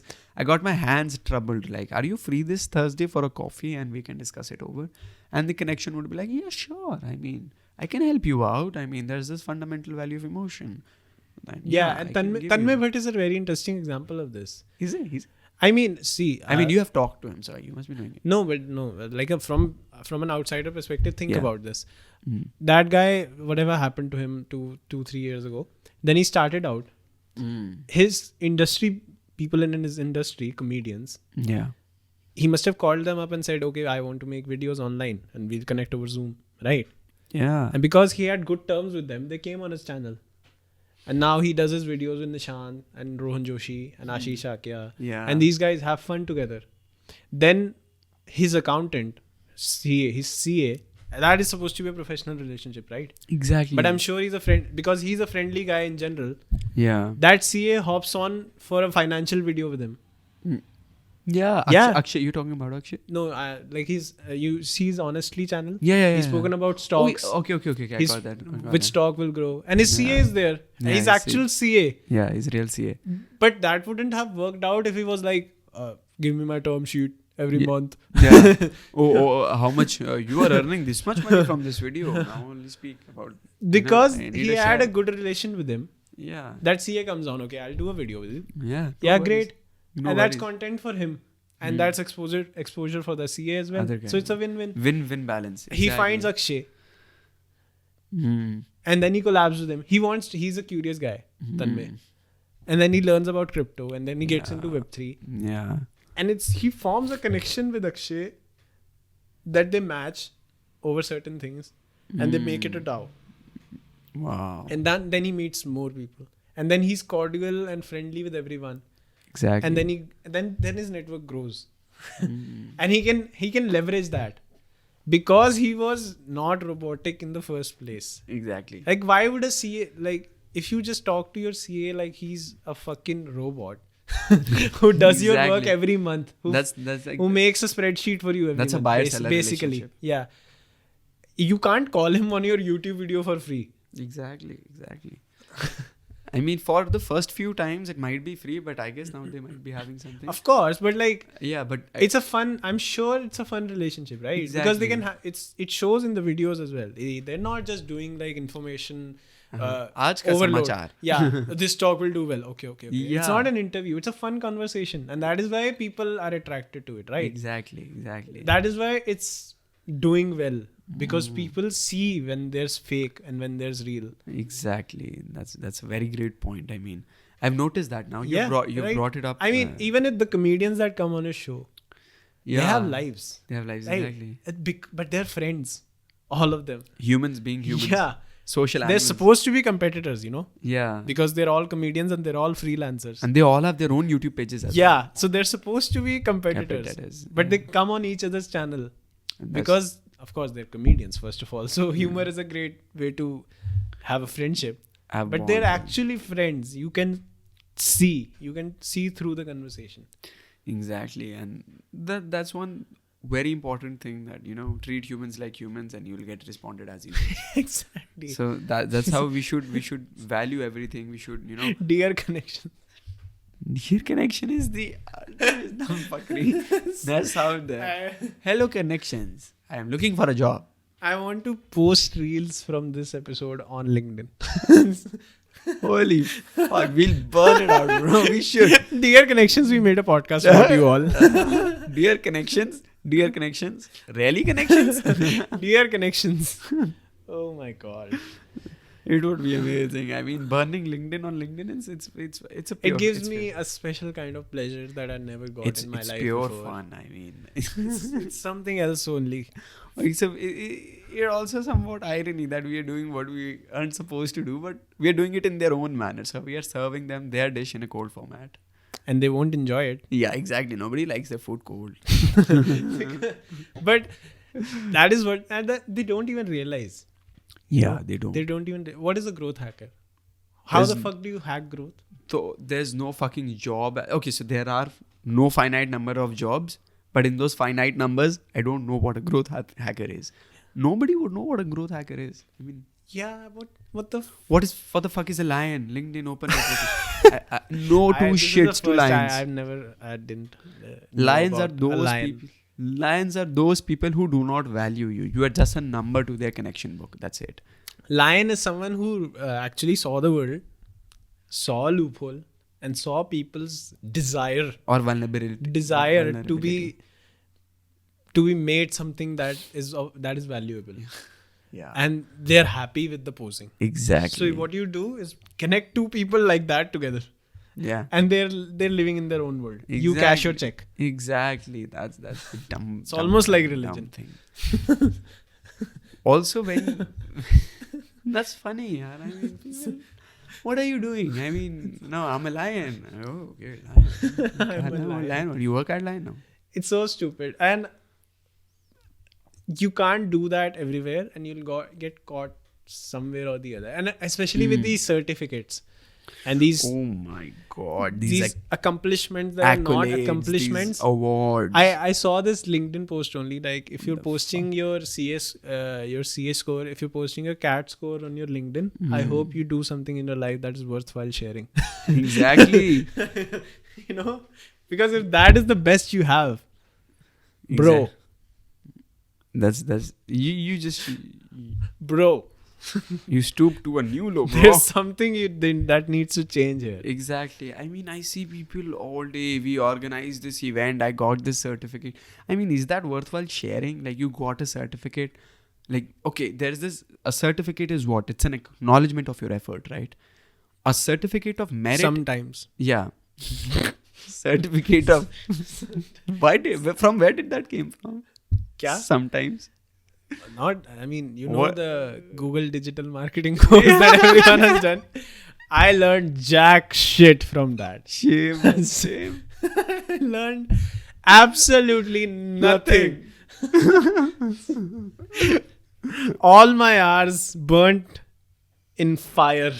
Absolute fire. That is what people do when they share it. I mean, And they do share it. I'd shared it's a it. disease. It's a disease. I mean, it's fucking contagious. It's like a degree, but on a micro level. Because you can't have degrees, because a degree takes 3 years. A certificate takes 40 hours or 20 Yeah. hours or 5 hours. Yeah. So you can accumulate more and more and more. Yeah. I mean, there's no point. I mean, when we talk about connections, when we talk about networks, or when we talk about our friends, there is always an element of paying it forward. All right. So when you have a true connection, how to measure your true connection? Till now, we are discussing about, we have a connection, or we are, talking about how to make a connection or what not to do while making a connection. But how to understand that this network or this particular person is good for you. That's a gesture. That's where the gesture of paying it forward comes. So when I talk to you, or when I talk to this person X about about any common ground, let's just say football, and we go on so good terms that person X now wants me to meet his personal connection level, that is his other circle of friends, or his private group of friends. That's how that's a valuable node you have in your book. So when somebody is like, guards down, okay, these are my best friends from school, I think you should meet them. That's when you know your connection is, that is a connection. That is a network, because you are a worthwhile. part of the node. Now you're something of value. Now you are presented. Now you're a node. So valuable that you are now being presented to other people, that the guy wants to share. So valuable. That's how you have a good connection. Just being friends is also okay, good thing, but when that person tells you that, okay, I have friends from college, I think you should meet them. That is being invited to a new tournament. Exactly. That is being invited to a new championship, a new competitors, or new faces all around. That's when you know that you have made it. That's the pay it forward, what I'd like to call it, the pay it forward gesture. Okay. Yeah, and the game example is so good, because it is brilliant. You need to be great at the game as well. Yeah. So if you're a full of shit footballer, you won't be invited to the game as well. So you need to have something to offer. Exactly. A position you can play at, and then you're a team player. And it goes, and it's not easy. It's not at all easy. And I'm also we're all in the same boat. Like, you're also trying. Exactly. We all. And I don't think it will end ever. Yeah. But if someone here is listening that is coming out of 12th, getting to a college. Yeah. Or is still in school. Yeah. This is for them, because we are not like Top Shot. We are not like LinkedIn growth hackers. Oh, we are not lions. We are not. We don't have like a 5,000 followers on Twitter or something. Yeah. I'm open for a cup of coffee. We guys are always open for a cup of coffee. Yeah. If you want to discuss audio, if you want to discuss anything. Yeah. But like, and exactly. And people talking Gyaan on Twitter and LinkedIn and social media, they're all, most of the time they're posing instead of documenting. Yeah. Because when I write a thread about podcasting, it's from personal experience and what I've noticed. Something that you've done. Yeah. I'm not talking about climate change. Because I don't know about climate change. And it won't make sense, and people will find out. But when I talk about, say, a mic matters.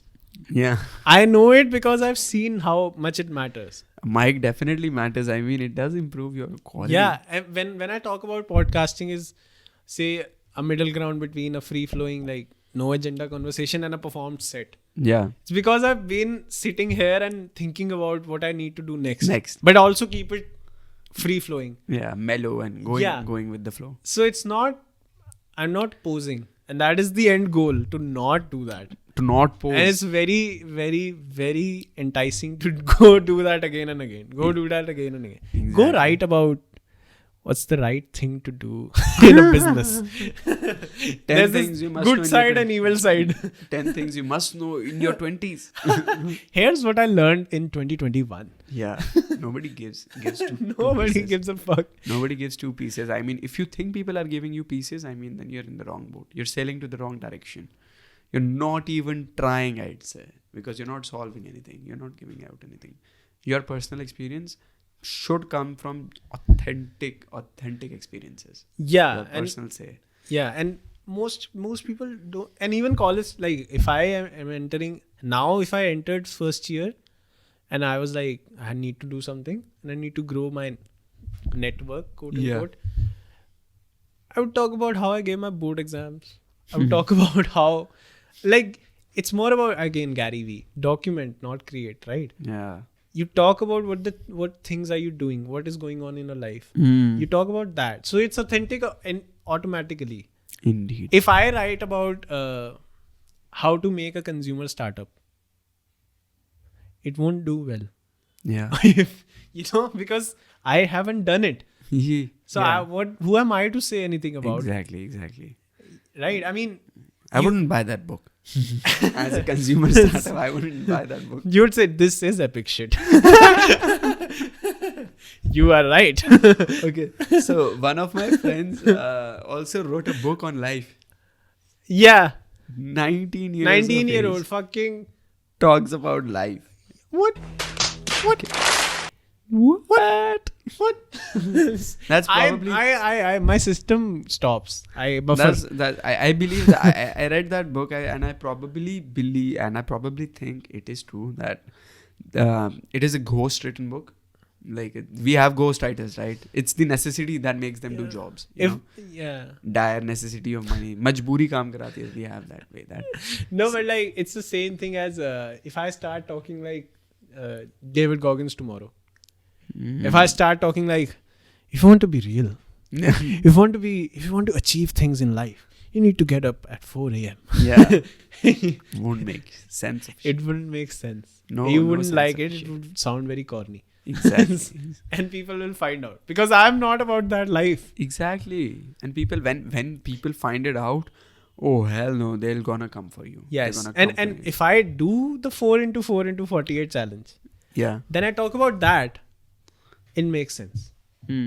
Yes, you did that. You did it, right? So someone trying to do it, you have something to offer. Exactly. And exactly. and people in college, I didn't do it. I was more interested in posing, more interested in talking about things I didn't know anything about. Wow. Wow. and because that is what you do, right? When you're supposed to do this thing called networking, You do a lot of things that you don't want to do. and you get out of school and you realize you don't know anything. That's the beauty of it. I'll also say that, because when we talk about networking, or when we talk about making new friends, you don't know anything, and it's a common ground for School everyone. won't teach you that. Everything is fair for everyone while networking. You went to the same school, I went to the same school, same number of students were there, same number of batches was there, same teachers were there, same infrastructure was there, everything was same. So it's a very, very, very fair ground. So if you see someone, having a lot of friends, or we know people from school who have tons of friends. Run away. Yeah. Run away? If you see someone with a lot of friends. Yeah, you should run away. But again, you should also keep in mind, do check out their background as well. It might also get things sorted for you. Yeah. If a person is doing well, they have something to offer. Exactly. Unless they're not posing.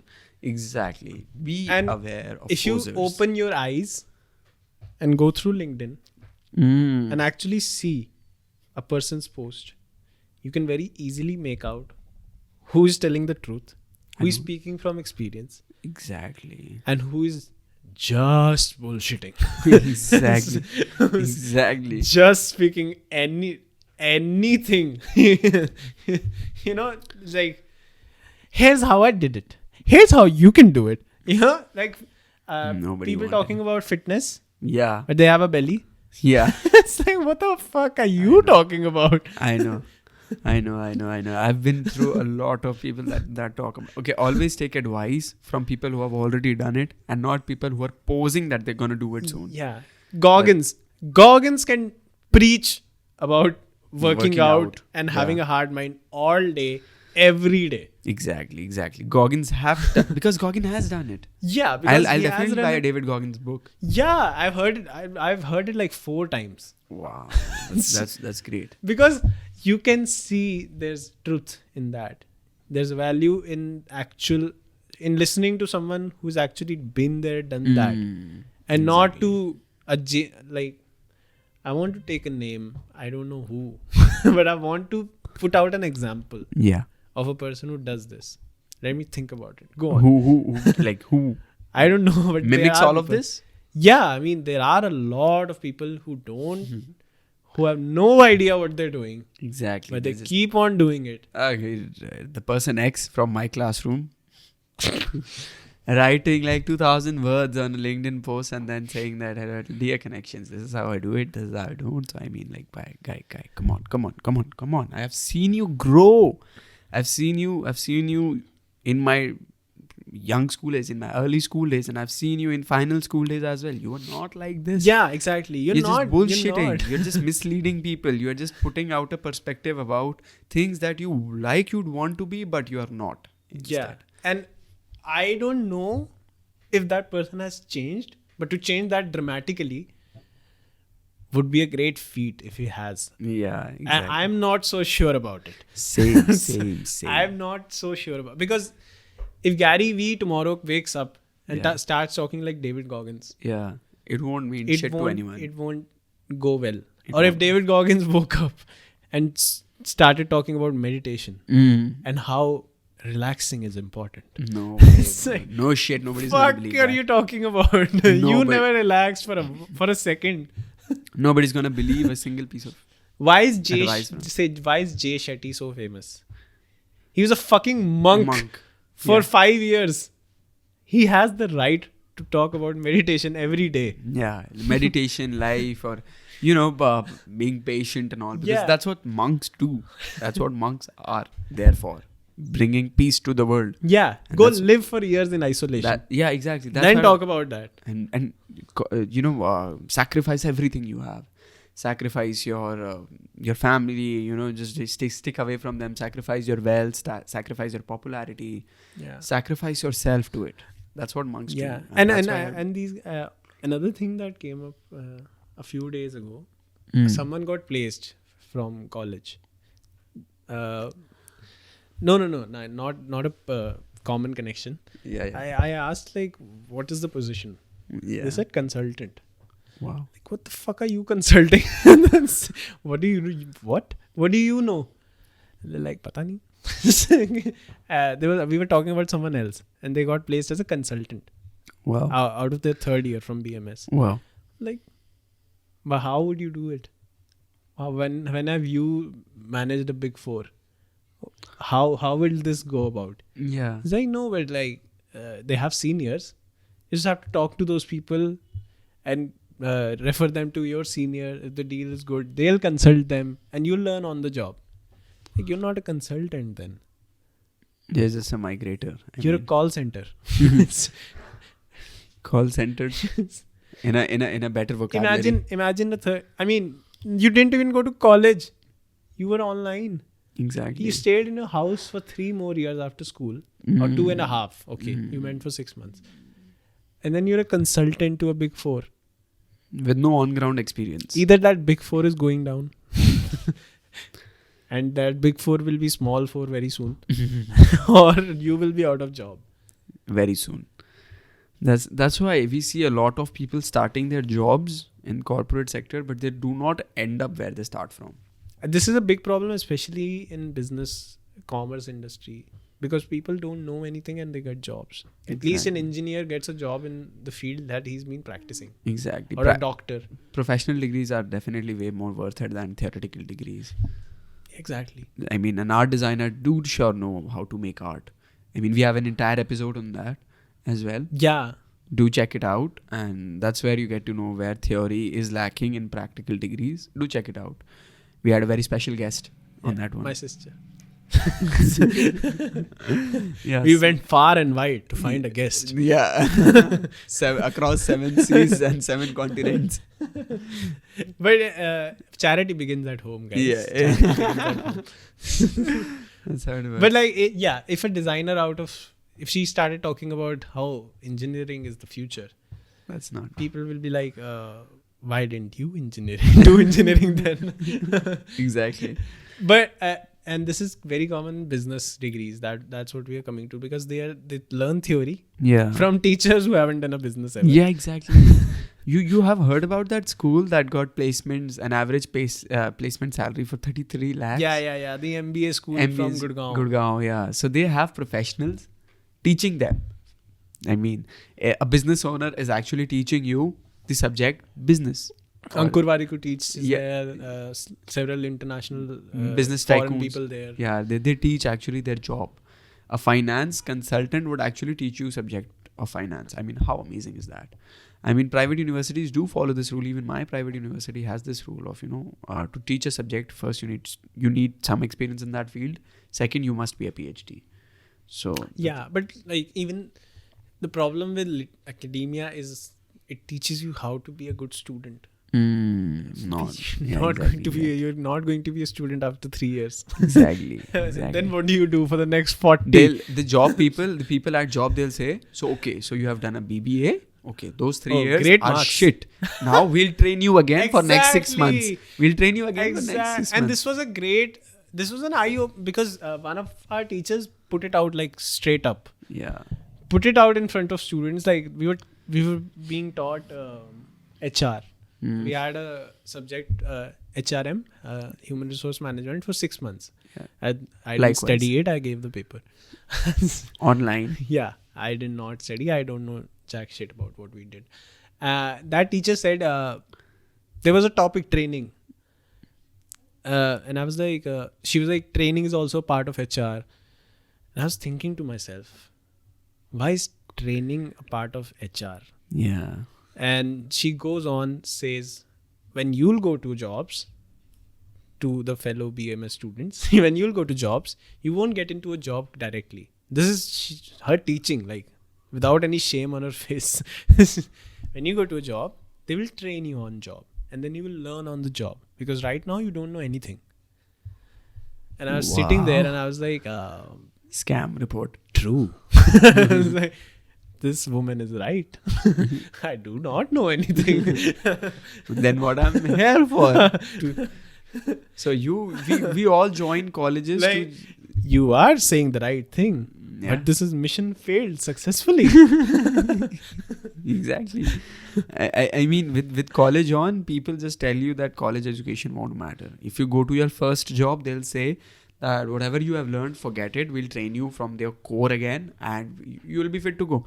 Okay, so then you think, no, I got to, migrate my job, or I want to join Big Four now, or I want to join any other company. You join another company and then they'd ask you again, what's your background? You'll say like, I was a consultant. And then they'll be like, forget about your consultancy and your consulting education. Now we'll train you again. For next 8 months, you will be on our training program for onboarding process. You'll be like, okay.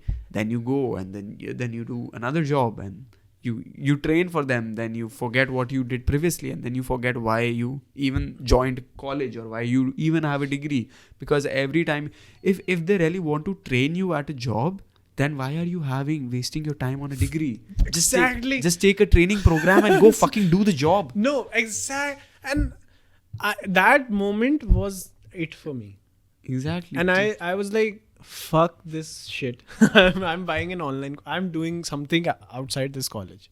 Exactly. Because I don't want to be worthless. Exactly. In this period when I'm spending time on absolutely nothing. Bullshittery. I mean, why do you want to go to a campus recruitment? Just get guys out of school and just ask them, do you want to do our 6-month training program? And then we'll offer you employment. And you'll be like, okay. Eliminate the degree. I mean, you're a bachelor's in a field, right? Yeah. What does that mean? You're one step behind masters. Yeah. So like you're this close to being a master at business administration. Yeah. But you need on-the-job training. Exactly. That's fucking crazy. that doesn't make sense at all. I have my bachelor's and master's. Okay. Personal experience, guys. I really want this to be out right now. And I'll be as honest as I can. So I am doing an integrated course. Since you have brought up bachelor's and difference between bachelor's and master's. So I am doing BBA plus MBA integrated in a 4.5 year tenure. Kya unique rasta chuna hai tumne? Exactly. So I am only doing my master's out of FOMO. There is it. That's it. That's out there. Because I know, I have been told this a lot of times, bachelor's to har koi kar leta yaar. Anybody can do bachelor's.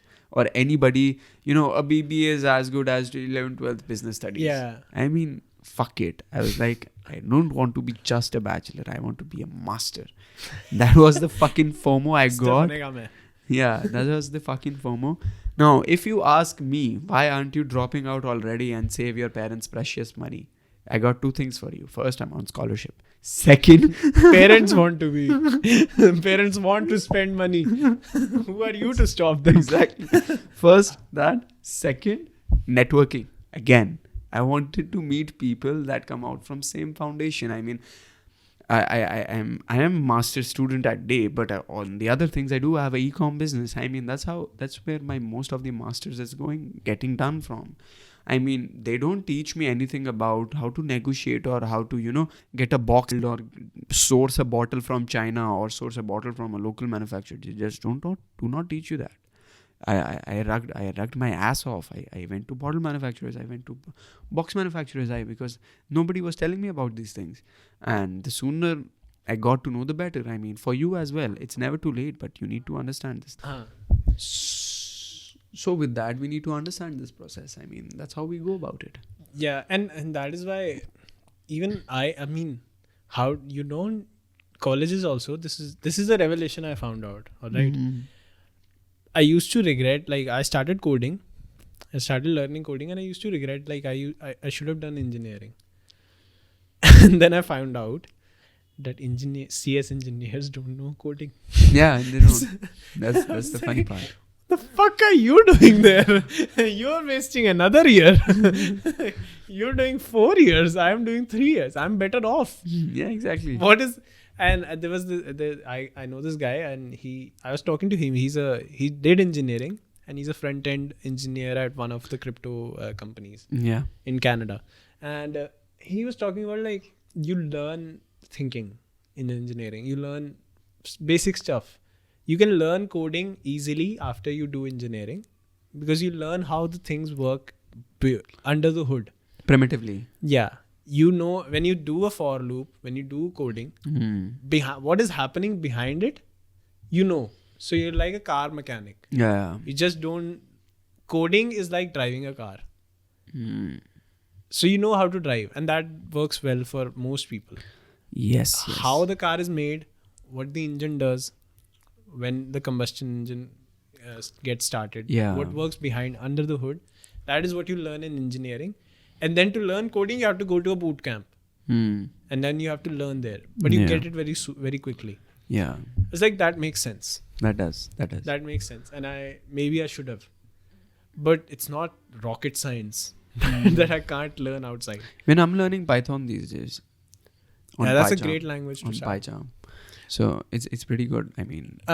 But again, another point that college and schools do is like this rote learning. This... remember the date when Battle of Panipat happened. this incessant deliberation on learning stuff and remembering it to give exams. I believe that should happen. Why doesn't it? Half of my time coding is spent Googling. Right. Because I need to see what dependency I need. I need to see what resources I need to use, how this works, and then do stuff. Yeah. Because half of a coder's life, I would say, is spent learning. Yeah. And they need to know new things. And they need to know. And half of their time is spent Googling only. Yeah. And then the rest of the time they use what they found out. So you don't need to know everything. You need to know where to look. Exactly. But when we talk about, remembering things, I believe it should happen with kids. I mean, the education system, everybody blames it. But I think that remembering part should happen because it's just that if you is good. If you do bicep exercises, you grow your bicep, right? You enhance your biceps. If you do running exercises, you enhance your running potential. You increase your stamina, you increase your speed, you increase your acceleration. Similarly, if you remember things, you're good at remembering things for life. Then I mean, if they teach you about the Battle of Panipat or the Battle of Plassey or how do we got our independence or on what date, what all shit happened. First, what your foundations is and what your ancestors are and where do you come from. Identify yourself. Second, remembering is the key. I mean, if you meet someone and you don't remember their name, that's the biggest insult you can do to anyone while networking or while making them as a connection. That's the worst thing. I mean, no, don't be a Dumbo. Yeah, exactly. That's not teaching what I'm trigonometry, people complain a lot. I'm a non-math student. In both of my +2 years, I had commerce with physical education. Yeah, I'm a weak kid. But again, when we talk about maths and trigonometry, I used to hate trigo. But that's not the point. That's not the point. Exactly. That's not the point to hate trigo. Trigonometry is something that provides you a key, and then there are different types of locks. So you need to build a key in such a manner that you can open that lock. And that's purely a brain exercise. You asking that when tan theta, cos theta, sin theta would come into use, no, that those things are never going to come into use. But those things are foundation to your analytical skills. Yeah, true. Those things will make you good at finding mean, median, mode when it matters the most. Finding statistical data or mining data. Data is the new oil of 21st century. So those things are what accelerates your learning. Now I'm on the same path. If I had taken maths back in my +2, I think I might would have been a good coder by now. But I'm doing it slowly but steadily. Forward is forward. Anybody can do anything if they have proper willpower to it. But foundation to that commotion is everything. Foundation to that traction is everything. That push is everything. Yeah, no, but yeah, that definitely does. I mean, for school education, I always recommend science. I don't care how exactly science. Yeah, I don't care how well do you do in studies. I don't give a shit. I think you need to do science. There shouldn't be a choice between commerce and science. Yeah, you need to know taxes. You need to know balance sheets. Yeah. You need to economics. Yeah, but that can be taught in 9th and 10th as well. Exactly. If you're going to if you're going to segregate. Yeah, I had science. business. I had business as my electives in 9th and 10th. Yeah, if you're going to segregate, which our education system does at the moment, take science. Because science, I didn't like most of it because you don't have the time to like it because the syllabus is so much, you don't care about it. You just have to get your marks.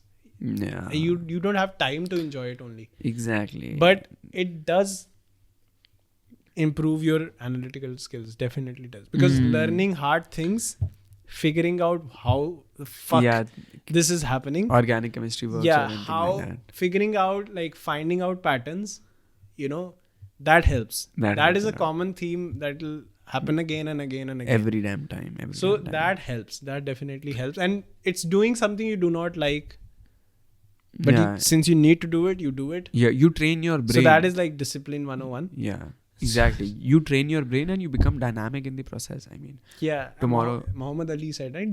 Discipline is doing things you don't like as if you do. Exactly. Yeah, that's another very strong quote. So with that, I don't know if Muhammad Ali said that. Okay. Bummer right here. It's a slippery slope, so we get bummers all the way. So with that, some boxer, I'm positive about it. Some fighter, might be MMA too. Yeah. So with that, let's just conclude. Yeah, and connections. We have learned. See you, dear connections. Thank you so much. And on ending note, I would also like to say that the worst mistake you can do while networking is not trying at all. So just keep that in mind. Break your cocoon, get out and be human. Be real. Be human. Be human. Like, treat humans like humans and they'll treat you back like we humans. Are far from having bots talk. No, I saw bots talking to each other, but like that is another episode. Yeah. You are a human. Treat others like human. People you're talking to are human. Build a fundamental emotional value. Offer skill set. Your value is your magnet. Your skills is your magnet. And that will definitely take you places that you'd like to go. Yeah. If you like this, please comment for better reach. Please comment for better reach. Quote unquote. Commenting for better reach. Quote unfucking quote. If you'd like to see more, comment you're interested and please give us your email ID. Yeah. So we'll add you to our soon to be coming newsletter. And in that we'll talk about aeronautical engineering. Yeah. We'll talk about generally good stuff that can make you aware and us as well. So let's just conclude it. And thank you so much for joining us today and investing your valuable time with us.